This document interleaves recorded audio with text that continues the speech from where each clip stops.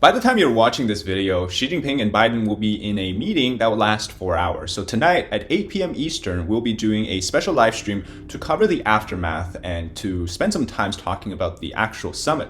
But for now, we're going to focus on the protests that's happening in San Francisco against Xi Jinping's visit, as well as how Gavin Newsom cleaned up the streets of the city in anticipation of the APEC summit, and how the CCP views face image as the utmost top priority for this visit. The hotel that Xi Jinping is going to be staying at, St. Regis, looking like a funeral home among other issues. So join us today.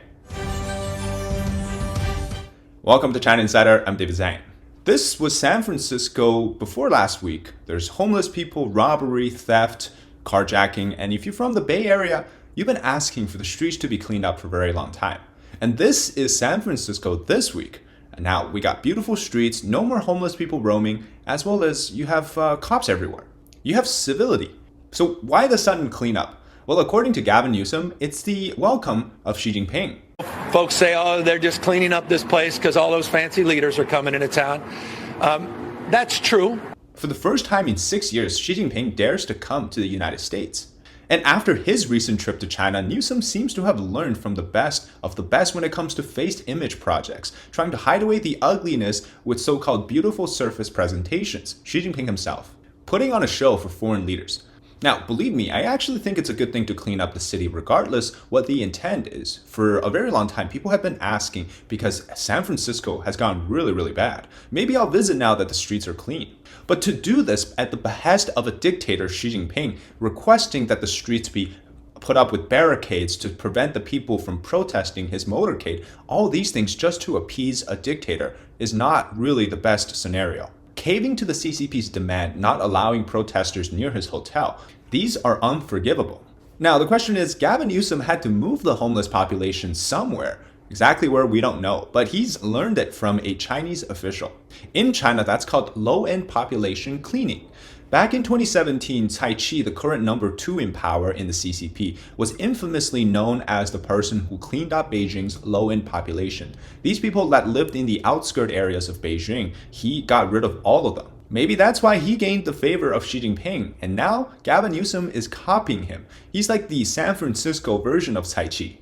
So San Francisco today has a complete new look, with red flags flying everywhere. You have real protesters being driven away, while the fake protesters, the ones that are paid by the CCP embassies, get to stay and welcome the dictator. And that's where the mass protests are being barred. And speaking of Xi Jinping, this is the hotel St. Regis where he will be staying at for the duration of the APEC summit. And they put up these white tents in front of the parking area for the cars, and it looks to some people like it's a funeral home design. The aesthetics, I mean, take a look at here. Now, maybe they realized what was going on, so they added some blue tarps on top of it to get rid of that funeral home black and white look. Inside the hotel, we see videos of plainclothes undercover, which seems to be the bodyguards, as well as the entire hotel has been locked down for Xi Jinping. We know that there's been barricades put up to prevent people from getting close, as well as a Taiwanese reporter was actually driven away from looking into the hotel and trying to see what was going on.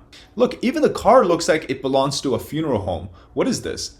I think it marks the end for the CCP. So whoever designed it must have thought about this and still decided to put it up. People were complaining that the streets of San Francisco looks more like the streets of Beijing. And there's cops everywhere, not for the sake of keeping people in line, but to maintain the look that this is surveillance, this is dystopian. Look at all the barricades. I'm honestly shocked. Still, the question is, why is America caving to the demands of the CCP? Heck, it's not even just America, it's worldwide. Countries love to cave to the CCP's demand. Why? Because the Chinese Communist Party spent decades buying influence, spending billions of dollars just so that they can pressure countries when it comes to humanitarian crises, diplomatic crises, or even human rights issues, and try to silence those countries and their government by buying them with money. Just yesterday, I learned that South Korea, a US ally, has caved to the pressure of the Chinese Foreign Ministry. They're not allowing a New York-based performance troupe called Shenyun Performing Arts to perform in the country of South Korea. This is a free democratic country, and they're caving to the pressure of the Chinese Foreign Ministry.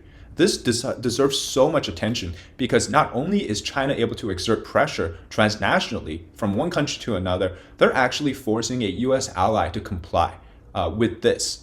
Now, South Korea is not the only country. In fact, while I was looking at this, I was reading news about the recent earthquakes, tens of thousands of earthquakes in Iceland. And from that, I somehow came across this news that Iceland has also banned Shen Yun from performing there for a long time. So they're very close with the CCP as well, and they've caved to pressure. So this is just a crazy, messed up situation. Countries need to wake up and stop succumbing to the CCP's pressure. Right now, the United States is caving to the demands of the CCP, providing him with comfortability while he's in the United States. I heard that the Chinese side is demanding Biden personally greet Xi Jinping at the doorstep, as well as welcoming him with a faux smile. These are just ridiculous face image moves that the CCP wants so that it can appear like they're the ones who are winning in terms of public opinion, diplomacy, and so that they can go back to China and tout this as a propaganda victory.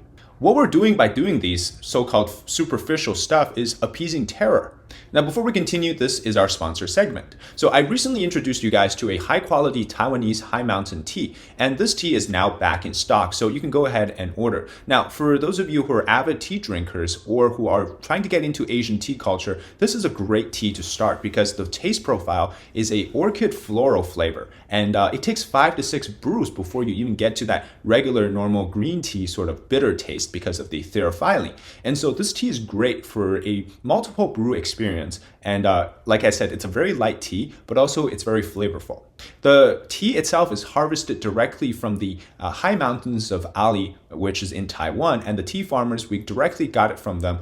This is their winter batch, which is a very limited quantity in terms of the harvest, which only happens in October to November every year. And so with this tea, what you're going to see is a full tea leaf and a really good brewing experience, but you got to use water that's slightly cooled from boiling. So Taiwanese high mountain tea is actually a variety of oolong tea, and oolong is, of course, a green type of tea, but we also have a black tea variant as well.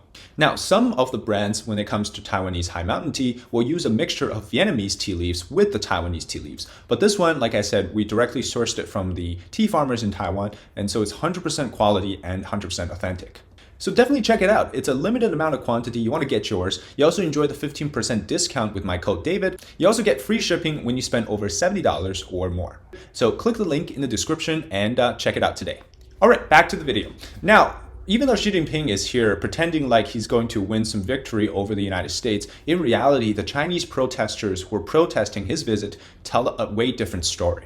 Since 2017, when Xi last visited the United States, the public perception of the CCP, as well as Xi Jinping himself, has dramatically declined, in my view, for the better, because we're finally recognizing the real problems, the issues facing the US and China, as well as what the evilness of the CCP is really like.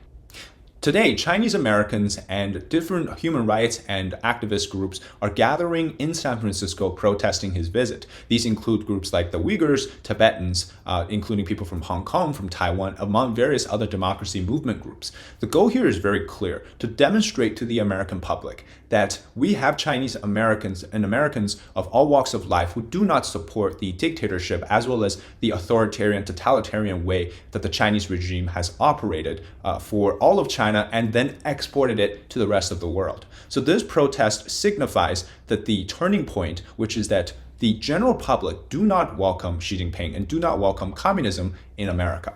Of course, China and its embassies in the US paid a huge amount of money to essentially hire groups of international students, local Chinese people, as well as travelers from all over the US, paid for their visit, their transportation, lounging, as well as food to come here. Some of them even get financial compensation, and they form the counter-protesters or the pro-CCP groups waving Chinese flags on American soil. Now, of course, this happens every single time. It happened last time when Tsai Ing-wen visited the United States as well, and that's the Taiwanese president. Now, the interesting thing here is that these protesters who are coming to protest the visit, they have to spend their own cost for transportation, lounging, and eating, and then essentially using their own expense. But because they're willing to show America what the real feelings of the Chinese people are like, that they're doing this right now. I say this is a battlefield of its own, because for Xi Jinping, the visit, these pro-CCP protesters, one, serve to essentially provide a welcoming atmosphere for Xi Jinping to feel like, oh, he didn't even leave China. He's got people supporting him all over the world. Obviously, it's a facade. And for two, it's a counter-protest against those real protesters. Of course, for Xi Jinping's actual visit, we'll do a live tonight at 8 p.m. Eastern, so make sure to join us then. The link will be in the community, as well as I'll leave it in the description for this video. We'll be talking about the actual meeting. But for now, we have to talk about that this is a battle of Chinese people, but also it's an ideological battle, simply because both sides are made up of majority of them are Chinese Americans or Chinese international students. One side, the protesters, they have shown us that they've abandoned or recognized the brutality of the Communist Party in China, and they've tried to escape it, to abandon it, come to the United States to embrace freedom, personal freedom especially, to embrace the rule of law and what the Constitution is able to grant to people. Whereas on the other side, with those counter-protesters, the CCP loving ones, while they're living in a free country like the United States, they still embrace China. They're hugging the panda. And while also enjoying the same freedom and set of rule of law with the Constitution has provided for all people in the country, but still maintaining that they want to somehow bring what the CCP does in China to the United States. The irony is so clear. These people, they're away from the danger of being arrested, of being imprisoned, of being sent to concentration camps in China, yet here they still get paid to shell for the CCP. Really, $1,000 or $200, who knows how much they're getting paid to sell their conscience. That's what also many business executives are going to be doing today when they have dinner with Xi Jinping. For a mere pocket change of $40,000, executives like from Tesla, from Microsoft, Citigroup, they get to sit next to Xi Jinping and try to sign new deals with China, just so that they can spend their pocket money. To us, that's a yearly income for many families across America, just so that they can sit next to a dictator, right? Apple CEO Tim Cook isn't going because we know how recently China has cracked down on Apple. So props to him for not going to this really caving to China event. And think about this, right? You have now American business elites who are trying to bring new deals, essentially taking American taxpayer dollars and taking that to China, which is funding their human rights abuses and funding the persecution of their people, just so Xi Jinping can take the country's declining economy to try to prolong the life of the Communist Party. And it's not benefiting the people. The bottom line is this, right? Whatever Xi Jinping promises, whatever he tries to agree with, he's lying. And the protesters on the streets tell the different story. That is the representation of the real will of the people in China. And just a word to the Biden administration. No matter how you think about China, the Chinese Communist Party does not represent its people or the country. And so even if the CCP topples, China will continue to survive and move on and to bring about a new way of life. So why don't you just bring some hard-hitting policies against the CCP? Because that eventually is doing more good to the Chinese people than bad. And that's what you should be doing instead of trying to meet with Xi Jinping and offering pointless rescue efforts to the regime. All right, that's it today for the episode on why Xi Jinping is facing so much pressure from protesters, as well as his first visit in 6 years. What does it mean? Now, remember, we'll also be doing a live stream tonight at 8 p.m. Eastern to discuss the actual summit. But for now, that's it for today. Hope you enjoy the content. If you do, leave a like, comment below your thoughts on this topic, as well as subscribe to our channel. All right, until next time, I'm David Zhang. Bye-bye.